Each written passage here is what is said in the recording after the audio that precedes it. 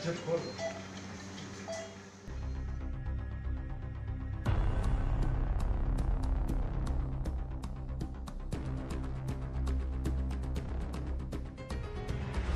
Dewi jatuh sakit diduga stres harus dirawat di rumah sakit.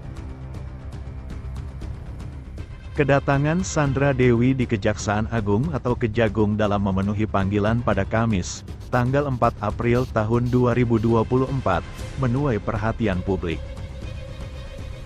Pasalnya, istri tersangka korupsi PT Timah, Harvey Moise itu muncul dengan ekspresi yang tampak tenang dan ceria. Bukan cuma itu, tak sedikit netizen yang juga salah fokus dengan lengan Sandra Dewi yang terlihat dibalut perban kecil. Hal ini biasanya digunakan untuk menutupi bekas suntikan. Saat itu, wanita berusia 40 tahun tersebut hadir bersama dua orang pengacaranya, mengenakan atasan putih bermodel crop top dengan lengan puffy dan memadukannya dengan celana palazzo abu-abu. Ia tampak melambaikan tangannya ke arah kamera rekan media yang telah menunggunya. Saat berjalan itulah, lengan bekas suntikan Sandra Dewi yang melengkapi penampilannya dengan loafers putih dari rumah model Loro Piana itu jelas terlihat. Abis disuntik, salok ke lengan, tulis akun TikTok @penulis_asinar seperti yang suara.com kutip pada Jumat, tanggal 5 April tahun 2024. Hal tersebut langsung menimbulkan spekulasi di tengah netizen. Banyak yang menduga Sandra Dewi sempat drop saat sang suami ditetapkan menjadi tersangka hingga membutuhkan perawatan. Ada pula yang mengatakan itu merupakan suntikan vitamin agar kondisinya tetap fit di tengah kondisi tersebut. Hal ini ramai-ramai disampaikan netizen di kolom komentar. Bohong Claudia gak stres auto malu. Senyum itu cara dia mengelabui hatinya sendiri, kata @maimunah. Injeksi whitening biar tetap glowing ke dokter kecantikan yang dipakai duit hasil korup, tambah @jihan. Dia kan sempat operasi ambien, kalangan si Sandra pasti dia pola makanannya sehat dong terjaga. Faktor utamanya adalah stres, ucap @tamania.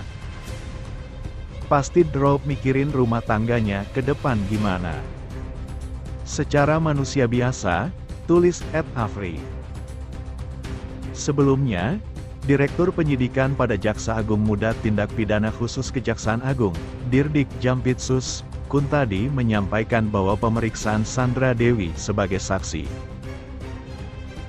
Kita hanya sebatas untuk meneliti apakah rekening yang telah kita blokir ada kaitannya atau tidak ya, ujar Kuntadi.